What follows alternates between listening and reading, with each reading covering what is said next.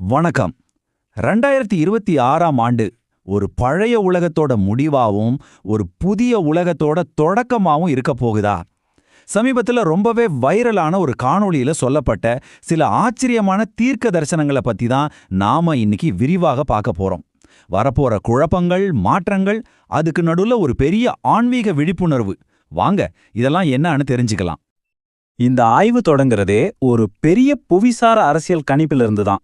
இது ஏதோ ஒரு தனிப்பட்ட நிகழ்வு மாதிரி தெரியல.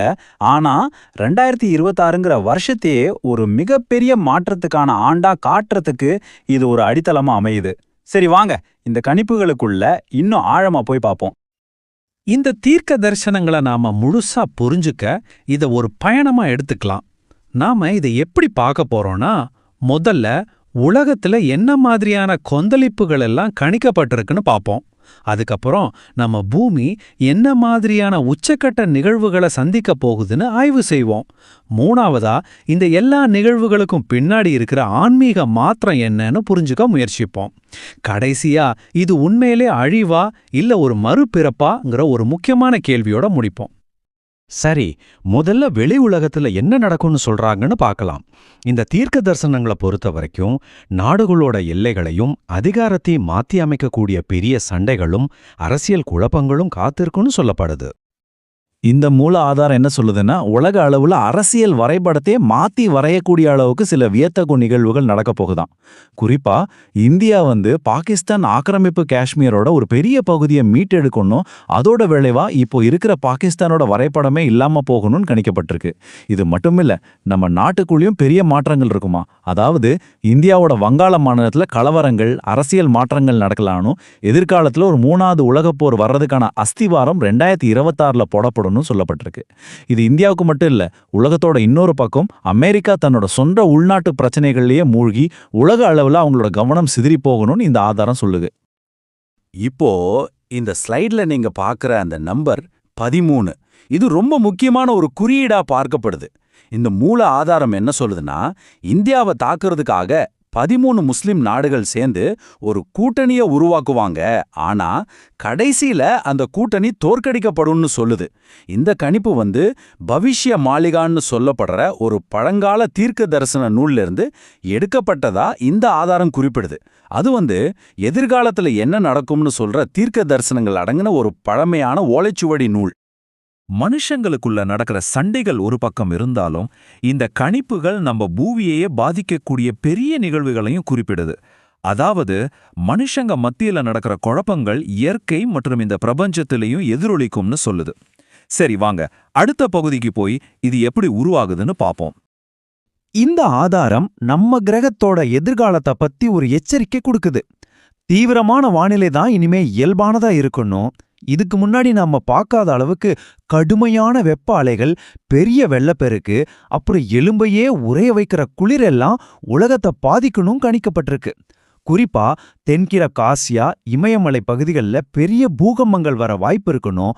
ரொம்ப நாளா அமைதியா இருந்த ஒரு எரிமலை திரும்பவும் செயல்பட ஆரம்பிச்சிருக்கிறது வரப்போறதுக்கான ஒரு அறிகுறி தான் அப்படின்னு குறிப்பிடுது. இது எல்லாத்தையோட ஆச்சரியமான விஷயம் என்னன்னா, இந்த பிரபஞ்சத்துல மனிதர்களோட இடத்தை பத்திய ஒரு அதிர்ச்சியான கணிப்பு இருக்கு. அதாவது வேற்று கிரகவாசிகள் இருக்காங்கிறத பத்தி அதிகாரப்பூர்வமாவே அறிவிப்பாங்களாம். இந்த கணிப்போட முக்கியமான புள்ளி இதுதான். ஏரியா 51 மாதிரி ரகசிய இடங்கள்ல மறைக்கப்பட்ட விஷயங்கள்லேருந்து மாறி உலக அரசாங்கங்களே வேற்று கிரகவாசிகளோட நாங்க தொடர்புல தான் இருக்கோன்னு வெளிப்படையா ஒத்துக்கிற ஒரு நிலைமை வரும்னு சொல்லப்படுது. இது மட்டும் நிஜமா நடந்தா மனித இனத்தோட புரிதல், அறிவியல், ஆன்மீகம்னு எல்லாத்தையுமே இது மாத்தி அமைச்சிடும். இது ஒரு மிகப்பெரிய திருப்புமுனையா இருக்கும். ஆனா ஏன் இவ்வளவு குழப்பங்கள்? போர்கள், இயற்கை சீற்றங்கள், இது எல்லாத்துக்கும் பின்னாடி ஒரு ஆழமான காரணம் ஏதாவது இருக்குமா? இந்த குழப்பமான காலகட்டத்தை விளக்கறதுக்காகவே இந்த ஆதாரம் ஒரு ஆன்மீக பார்வையையும் நமக்கு கொடுக்குது. இந்த ஸ்லைடு அந்த மூல கருத்தை ரொம்ப அழகா விளக்குது. எண் கணிதப்படி 2025ங்கிறது செவ்வாய் கிரகத்தோட ஆதிக்கத்துல இருக்கு. செவ்வாய்னா ஒரு தளபதி மாதிரி, போர், சண்டை, இராணுவ நடவடிக்கை இதோட சக்தியை குறிக்கும். ஆனா 2026 சூரியனோட ஆண்டா மாறுது. சூரியன் ஒரு ராஜா மாதிரி, தலைமை பண்பு, சுயமரியாதை, அப்புறம் உண்மையோட ஒளி, இதையெல்லாம் குறிக்கும். சொல்லப்போனா இது வெறும் சண்டையிலிருந்து ஒரு தெளிவான, நேர்மையான தலைமைக்கான ஒரு பெரிய சக்தி மாற்றமா பார்க்கப்படுது. இந்த சக்தி மாற்றம் கர்மா நச்சு நீக்கம்னு இந்த ஆதாரம் சொல்ற ஒரு காலகட்டத்தை கொண்டு வருதான். இதுக்கு என்ன அர்த்தம்னா, பல வருஷங்களா மறைக்கப்பட்ட உண்மைகள், ஊழல்கள், தப்பான விஷயங்கள் எல்லாமே வெளிச்சத்துக்கு வர்ற ஒரு நேரம் இது. தனிப்பட்ட வாழ்க்கையிலையும் சரி, சமூக அளவுலையும் சரி, பல வருஷமா நாம பழகி போன பழைய நச்சு பழக்கங்கள் எல்லாம் ஒன்று சரி செய்யப்படும், இல்லைன்னா வலுக்கட்டாயமா நீக்கப்படும்னு இது சொல்லுது. இது ஏன் நம்ம ஒவ்வொருத்தருக்கும் முக்கியம்னு இந்த ஸ்லைடு விளக்குது. இது ஏதோ உலக அளவுல நடக்கிற ஒரு நிகழ்வு மட்டும் இல்ல, நம்ம ஒவ்வொருத்தருக்கும் ஒரு ஆழமான மாற்றத்துக்கான தனிப்பட்ட வாய்ப்பாவும் சொல்லப்படுது. பழைய சுழற்சிகள்ல இருந்து வெளியே வந்து ஒரு புது வாழ்க்கையை ஆரம்பிக்கிறதுக்கான எழுமின் விழுமின் தருணம் இது. உங்க வாழ்க்கையில நீங்க உடைக்கணும்னு நினைக்கிற சுழற்சிகள் என்னென்ன? இந்த ஆதாரம் கல்கி உணர்வுன்னு ஒன்ன பத்தியும் பேசுது. ஆனா இங்க கல்கிங்கிறது ஒருத்தரை குறிக்கிற வார்த்தை இல்ல, மாறா அது ஒரு கூட்டு விழிப்புணர்வை குறிக்குது. இந்த மாற்றம் 3 படிகள்ல நடக்கும்னு சொல்லப்படுது. முதல்ல உலகத்துல அநீதியும் அதர்மமும் அதோட உச்சக்கட்டத்துக்கு போகும். அதுக்கு எதிர்வினையா தர்மத்தோட சக்தி, அதாவது நேர்மை மற்றும் நீதியோட சக்தி தானாவே செயல்பட ஆரம்பிக்கும். கடைசியா இது மக்கள் மத்தியில ஒரு பெரிய ஆன்மீக விழிப்புணர்வை ஏற்படுத்தும். அழிவு, விழிப்புணர்வு, குழப்பம், தெளிவு, இவ்வளவு தகவல்கள்ல இருந்து நாம என்ன எடுத்துக்கலாம்? வாங்க இந்த தீர்க்க தரிசனத்துடைய இருண்ட பக்கத்தையும் பிரகாசமான பக்கத்தையும் ஒன்னா சேர்த்து பார்ப்போம்.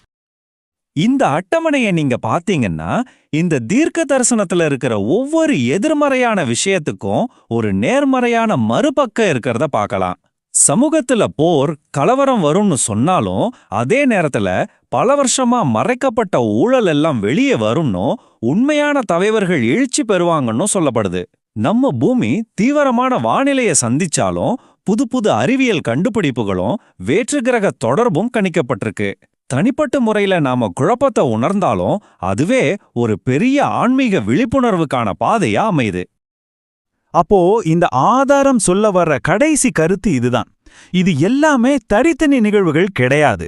போர், இயற்கை சீற்றங்கள், அரசியல் மாற்றங்கள், ஆன்மீக விழிப்புணர்வு, இது எல்லாமே ஒரே விஷயம்தான். ஒரு பழைய உலகத்தோட முடிவையும் ஒரு புதிய உலகத்தோட பிறப்பையும் குறிக்கிற ஒரே ஒரு பெரிய மாற்றத்தோட 2 கட்டங்கள் இவை. இதே நம்மள ஒரு இறுதி சிந்தனைக்கு கூட்டிட்டு போகுது. ஒரு ஃபீனிக்ஸ் பறவை சாம்பல்ல இருந்து உயிர்த்தெழுந்து வர்ற மாதிரி ஒரு சிறந்த உலகம் உருவாகணும்னா பழைய உலகம் ஆக்கப்பூர்வமா அழிக்கப்பட்டு தான் ஆகணுமா? அழிவும் மறுபரப்பும் பிரிக்கவே முடியாத ஒரே நாணயத்தோட 2 பக்கங்கள் தானா? இத பத்தி நீங்களே சிந்திச்சு பார்க்கறதுக்காக இந்த கேள்வியை உங்க முன்னாடி வைக்கிறோம்.